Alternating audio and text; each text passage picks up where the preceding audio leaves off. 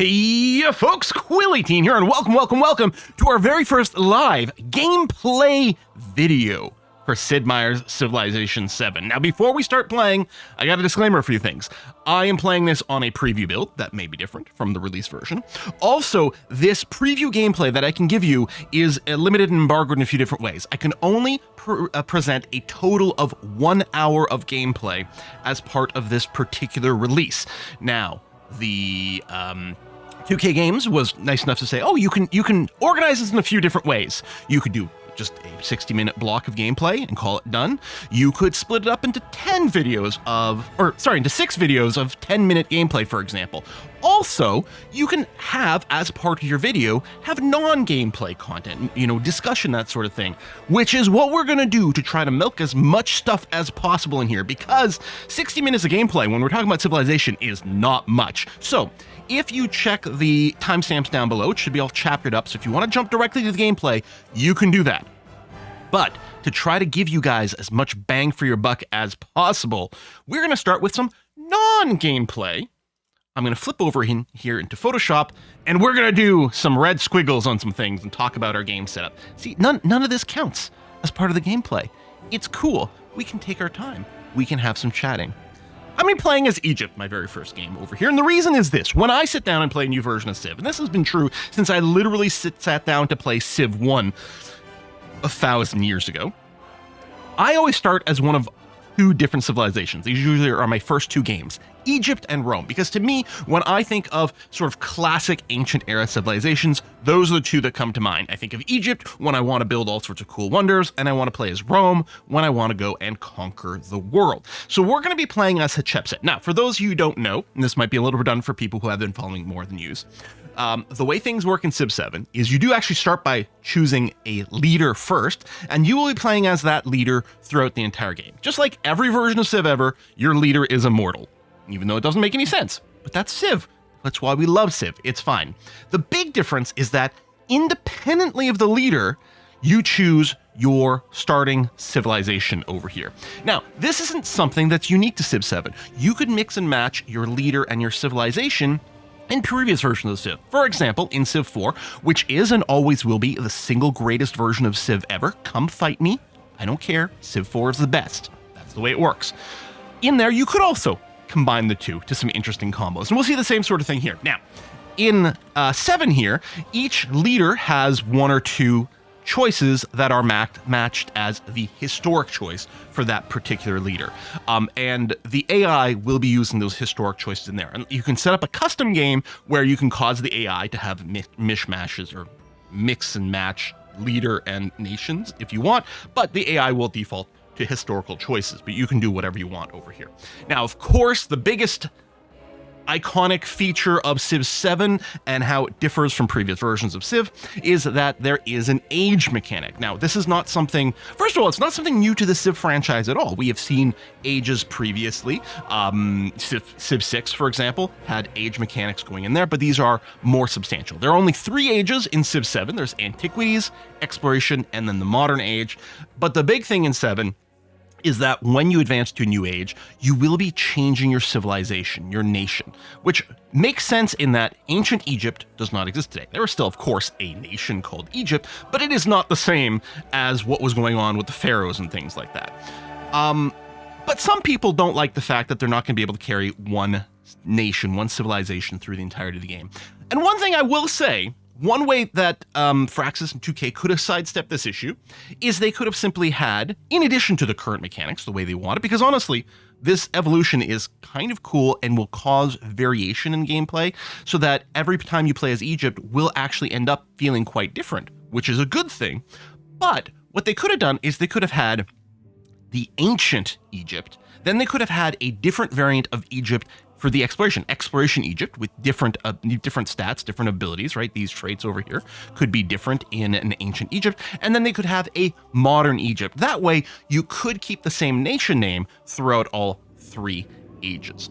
I suspect we'll probably see mods and things like that do exactly that sort of thing. So you could still have the function of, hey, I can't remember what the choices are, but like, oh, I found tons of horses. Now my people are going to be horse nomads.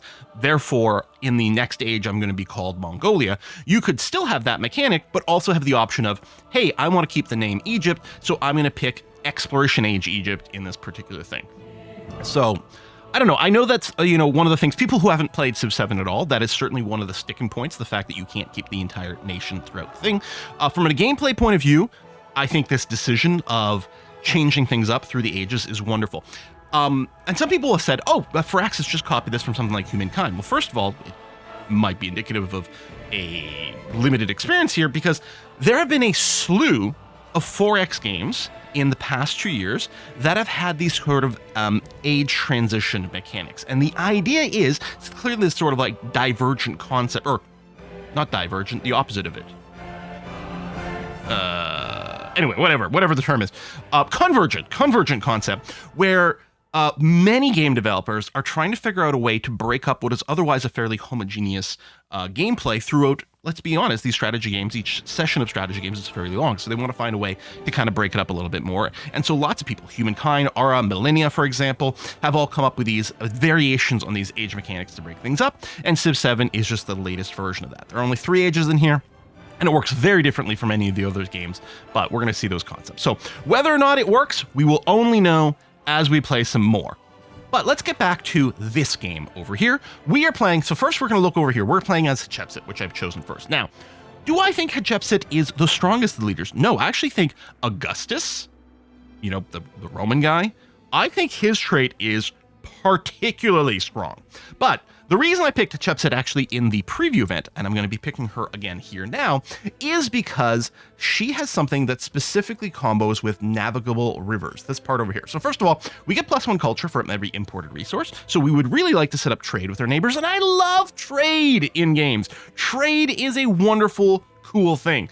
And so we're going to be incentivized to do some trade with our neighbors. And then also we've got something that combos with navigable rivers. So these are big wide rivers that you can actually sail ships down in Civ 7. So we get a production boost towards buildings and wonders adjacent. Actually, sorry, I was going to say, I think I misread this. I was going to say in tiles adjacent to navigable rivers. No, but it's in cities. Cities that are adjacent to navigable rivers build all their buildings and all their wonders faster, which is actually pretty sick. 15% is a huge boost, so we're clearly going to be excited to park ourselves in navigable rivers.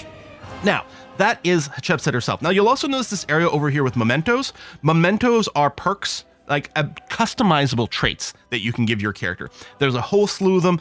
Some of them are simple, as in just a +1 extra diplomatic trait for your character. Some of them will have unlocks, like other things like, for every X number of tiles on the map, the world map that you explore, you get some money, and you can tune your experience and have even more variation in your gameplay from that, which is cool. I will say this, in this video, I'm running with no mementos at all, so we can just look at sort of the baseline experience, and you can see as you play more with each of your characters, you unlock more mementos. So you can see here, if I were to get Hatshepsut over to rank 5, I would permanently unlock this False Spirit ability for all my games, and all my Civs, in fact, not just for her, as far as I know, which just gives us +2 culture on wonders if we were to slot that in as memento. I'm sure we'll have plenty of conversations about these in the future, but again, in this game, I'm not using it at all. Okay, so let's look over at Egypt itself. So this is going to be our civilization through the Antiquities age, right? The very first age in the game. So +1 production on navigable rivers. That's great. So this is a tile-specific bonus. Navigable river tiles get +1 production. Hey, any flat production bonus, or any like production as in food or gold or any of those types of production, in the early game is an insanely strong ability. So we're actually going to get more hammers, more actual production over here from rivers, which is good. We also get a production bonus towards the pyramids. Each of the ancient or antiquities civilizations, as far as I can tell, have a production boost towards a specific wonder. So as Egypt here, we're going to be able to build the pyramids quite quickly. In fact, especially so if we are and a city next to a navigable river because we're going to get lots of bonuses. Our unique units and building. There's actually quite a lot here for Egypt. I don't think most of them have like 5 things in this list. I think it's mostly because we have these unique urban districts and then the quarter over here. But let's start from the top. We have a unique building called the Medjay, the unique infantry unit. This is a replacement for the warrior, so it has no maintenance and +3 combat strength in friendly territory, doubled when stationed in the settlement you own. So defending a city, it would have even bigger bonus. Good, strong defensive unit, and just generally the fact that it has no maintenance makes it a great alternative for a warrior, even if you don't use the defensive boost. But the defensive boost, that is pretty sizable. We also have a unique great person, but let's come back to this in just a second. Let's talk about these 2 bits over here. So these are buildings that we can build. These are urban buildings. If you don't know the difference between urban and rural districts, we'll talk about that, I think, a little bit more when we play the game, or possibly after this video, we'll discuss those concepts. But we can build the mastaba and the mortuary temple. These are buildings that are unique to Egypt. And if we build both of these on the same tile, because you can have multiple buildings, well, you can have 2 buildings on one tile in Civ 7, that will actually create the necropolis over here. So this is a unique quarter. A quarter is a urban district that has both building slots filled up, and this will give us a gold bonus when we construct a wonder. So obviously Egypt is well positioned to be a wonder spam nation. And then when we do have a necropolis built, then we can build, or we can recruit these Jati unique units. These are great people. They will get a random special ability that can be fired off. And yeah, they are unique. There's a big, I don't know what the pool of traits and abilities the Jati can have, but they're all different from one another. So for example, I think there's one where if I consume the charge, then it gives +2 culture to my wonders in the city, or something of that nature. We'll see those once we are in the game. Anyway, that's what we're going to be playing with. For this, I believe I've left all the settings to the default. So we're going to be standard speed, small map, continents plus. I can't remember. I think I boosted the difficulty a little bit. I'll try to double check that. But I can't show you the actual sort of game setup screen because it includes some leaders and civilizations that are still under embargo. So that's why we're doing all this in Photoshop. Anyway, without further ado, let's go and jump into the game. Okay, I'm going to start my 10-minute game timer. Hold on, I gotta actually tab into the game. There we go. All right, now 10 minutes of gameplay. Let's go. We're going to try to go fast. So we got our map over here. We've got our founder over here, which is basically a settler, but it's going to create a special initial city with our palace and things like that. It's worth noting that when you do build settlers in this game, by default, what they create are towns, not cities. We'll get into those mechanics a little bit later, but let's go and settle in place. We've got a beautiful navigable river over here, which looks really nice. And this looks like, yeah, we've got, a lake over here. Not an actual sea. Interesting. So we're going to go and put that down, and we're going to create our first initial city of Wasset. And I mean, it looks beautiful. It looks really gorgeous. Going to go and choose our production. The way it starts, you will be able to build a scout or your warrior unit in one turn to start off with. You don't start with any land units, but basically you've got this one that's guaranteed to come out in one turn no matter what. The base production of your city, which is basically just itself, there's no more of a concept of the basic yield of the tile your city is on. There is no yield of your center square over here. Instead, it's the palace itself that generates 5 food, 5 production, and 5 happiness over here. Happiness is both local and global in a couple of different ways. Local happiness of your city matters for that city, but also the global happiness builds itself up to a celebration, which is sort of like similar to a golden age that we've seen in previous things. I'm going to go and start with the Medjay over here. The scout does move quite nicely and it's got a couple extra vision things, but I like having the extra military units. I think that's going to be handy dandy. We're going to be prompted to go to the next turn. We're going to automatically get agriculture as a tech queued in over here. And for our civics, we are currently researching civ chiefdom. That's going to be okay. We've got this age progress over here. This is how well and successful we are in the ages. There are these 4 different paths. They roughly map out to what you can think of sort of as victory conditions in classic civs, but that's not something that you really think of until later in the game. I really like going and setting this track progress on for all 4 of them, and then we can see them over here, and we've got some ideas about some goals. You can follow just one of them. You can follow multiple of these if you want. Let's go to next turn. I only got 10 minutes. Quill, you got to play fast. Okay. Boom, boom, boom. Next turn over here. There's our unit Everything's continuing to look gorgeous. Let's go directly west. Actually, I should do one step at a time in case we reveal something. We got some dates over here, which when we hook this up, it's going to give us a resource that we can slot into our cities, which is this screen over here. And the dates resource, for example, will give +2 food and +2 happiness to the city it's slotted into, which is great. We're going to choose the technology. There's a technology tree. This is the technology tree just for the Antiquities age. As we advance to the next age, there's going to be more. There's the base technology, and some of them also have these masteries that you can get for some extra bonuses. The masteries are completely optional, but they can be nice, especially for pursuing certain various things. I think for us as Egypt, we are going to benefit greatly from going sailing, because one of the things is it gives +1 food on fishing boats. Fishing boats is an improvement / tile expansion, which we'll look in a second, that you can build on, you know, coastal and lake tiles, certainly, but also navigable rivers. And we know as Egypt here, we get +1 production on navigable rivers. So we're going to be highly incentivized to work those tiles. Therefore, fishing, the +1 food and fishing boats is going to be wonderful. It also gives us access to a building called a fishing quay. You can call it a quay. I call it a quay because I'm French and it's always been in there. If you call it a quay, both of us will mock you, but otherwise, yeah, you can call it a fishing quay if you want. Fine, I guess. Anyway, we can build this, the fishing fishing K gives +1 food as a base, but also +1 food and fishing boats. So all of it combos really nicely what we're looking for. It also unlocks the galley, which may or may not be something we care about. Okay, we finished agriculture as that default technology. We can go and build a granary. You can see it gives +1 food on farms, pastures, and plantations. It also gives 1 food by itself. I don't think we're really going to be building a lot of farms, pastures, and plantations to start off with, because I think we're really going to be focusing on fishing boats. So I think in this particular start, the granary doesn't matter to us too much. So what I'm going to do instead is I'm going to build a second medjay, a second warrior unit. I think we're going to have some great value to that. And there we go. Okay, so our city has just grown in population. When your city grows in population, you are going to be picking a tile to expand to. Now, in previous versions of Civ, there was always that. Every unit of population in Civ worked 1 tile on the map. And the same thing is true here, except in this case, we are actually locking that unit there because you're not really playing with loosey-goosey population.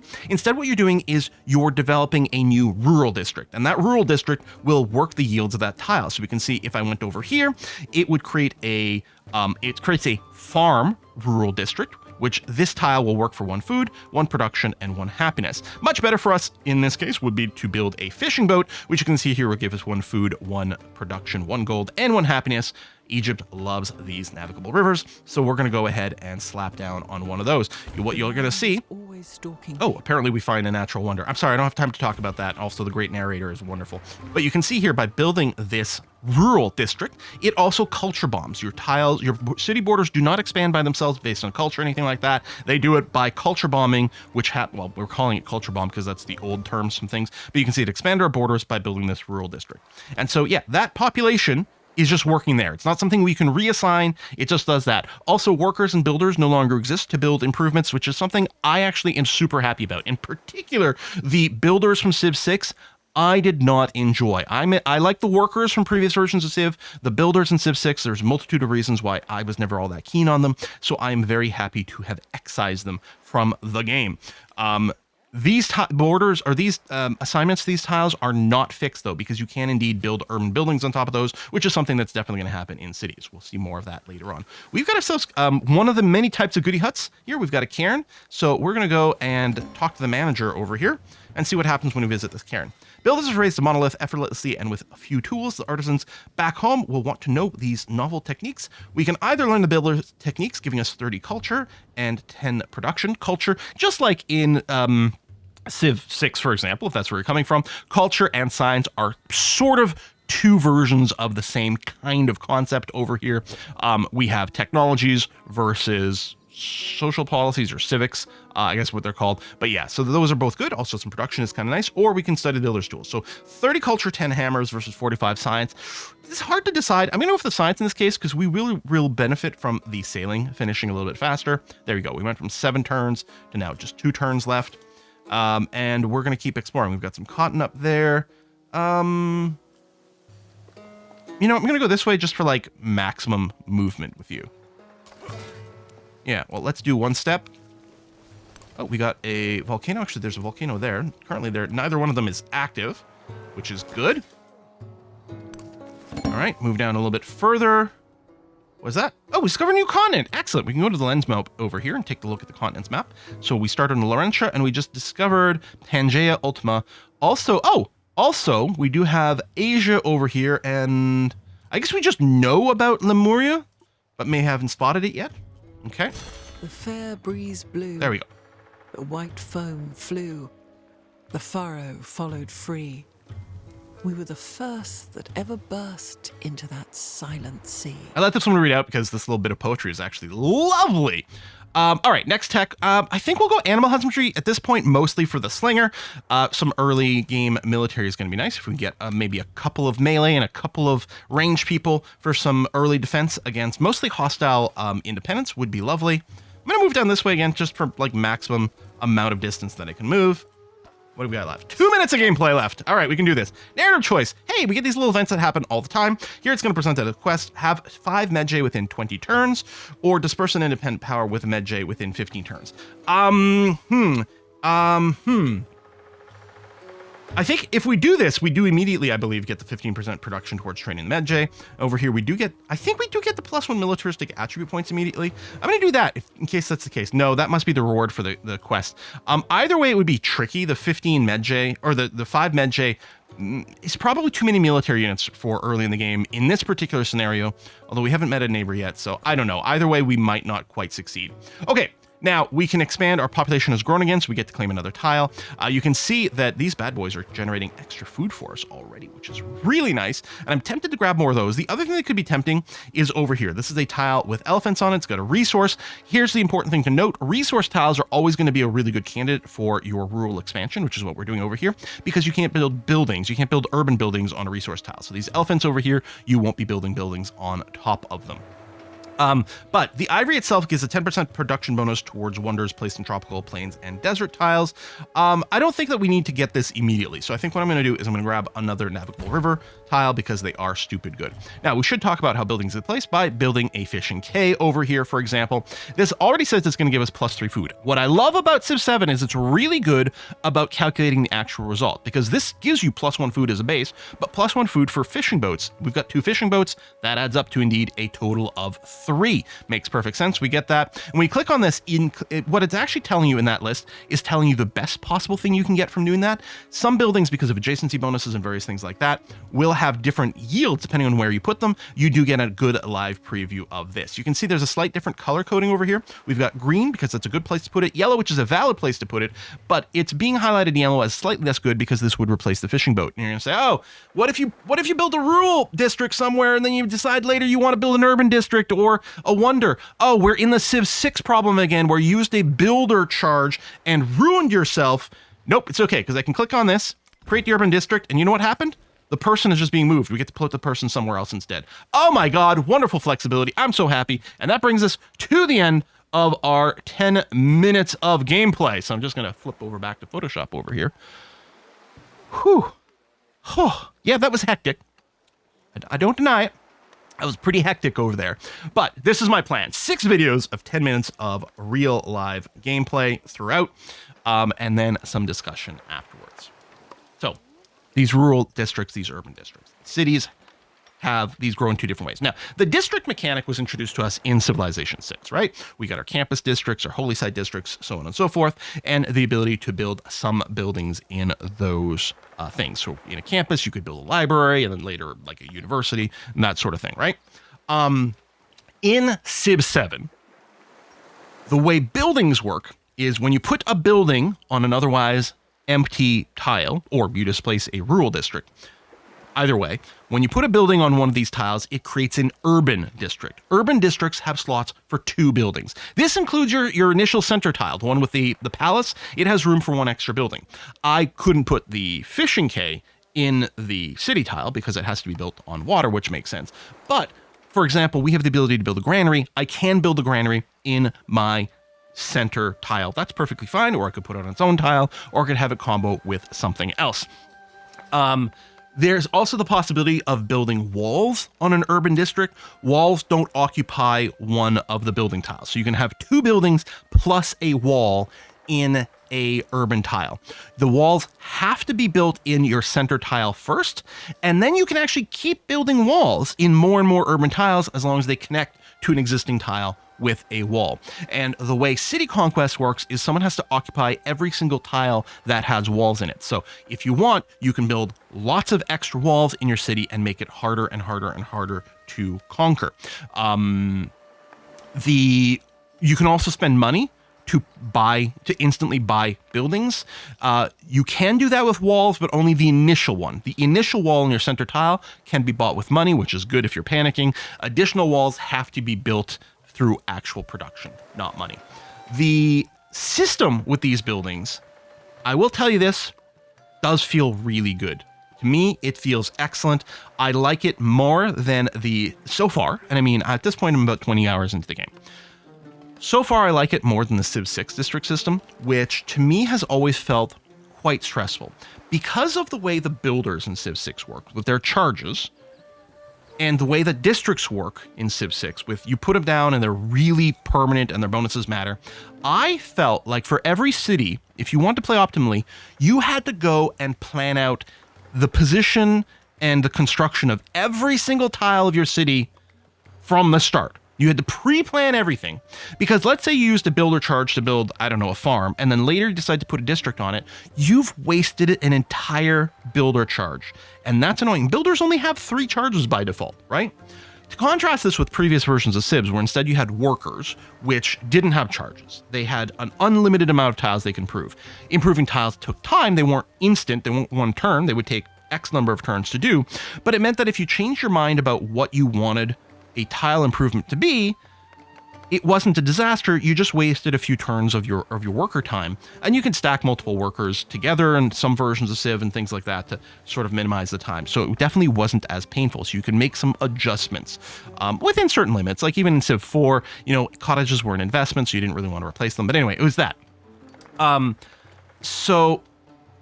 of course, in previous versions of Civ before 6, you didn't have districts and wonders that got plopped onto the map. That's the other thing. If you're trying to plant wonders as well, there was optimal placement for it, and you didn't know if you were going to get that wonder or not. So I always felt that there was a lot of anxiety and a lot of pre-planning that had to be done in Civ 6. And, maybe that's just me, but it was the case. Now, some of those concepts still exist in Civ 7, in that some buildings have adjacency bonuses, some wonders have adjacency bonuses, and so for, truly high-level optimization, you can still go in and do some of that planning. But it feels much less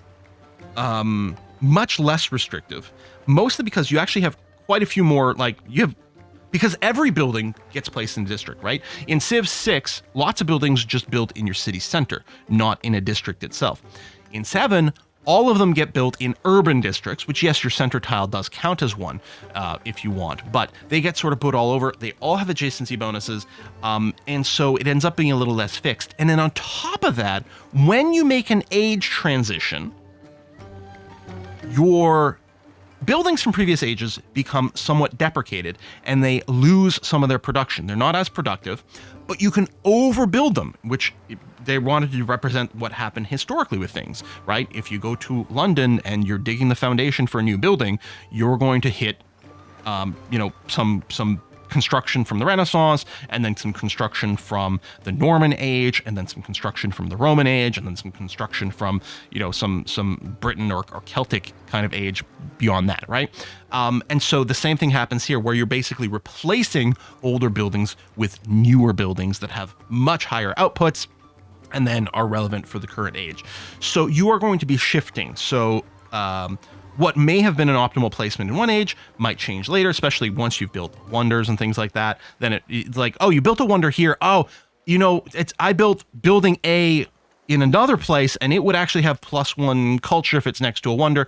Yeah, but it doesn't. It's okay, because when you go into the next age, you'll be building some new, theater or something that benefits from being next to the wonder, and so it won't be as much of a big deal.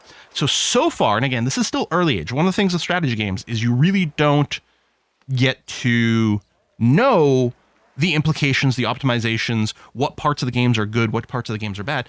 Strategy games, you're not going to know that until you're at least 100 hours in, and maybe beyond that, because it's the nature of the complexity of the game that makes it quite hard to determine there. Yeah, I don't know. I think those are the concepts I really wanted to talk about for this first video. what might happen is I might play a few turns in between episodes because we're so limited on how much gameplay I can do with this. I might advance a little bit so we can see some different things. Now, here's the good news, though. There's going to be a ton of content for Civ 7 coming here in January and February, ahead of the release, which I think is on the 11th. That includes a bunch of sponsored stuff as well, and that includes full unrestricted Let's Plays that will come up. I'm also making a series of education tutorial guide videos that theoretically won't just show up on this channel, but may also be on the 2K Games channel, so look for those sorts of things. There's going to be no shortage of Civ 7 content on the interwebs in general, including on this channel. It's just this particular preview, which is coming out on the 16th of January, which should be when you're watching this, it is restricted to no more than 1 hour of gameplay. So I also can't guarantee this video is now 30 minutes long. I don't think I'll have as much rambling in the other episodes, but I really wanted to address a few things that I didn't want to explain in the middle of gameplay. Folks, thanks for watching. Make sure to subscribe if you haven't already. Dropping a like is obviously super valuable on YouTube. I appreciate you. I'll see you next time. Bye-bye.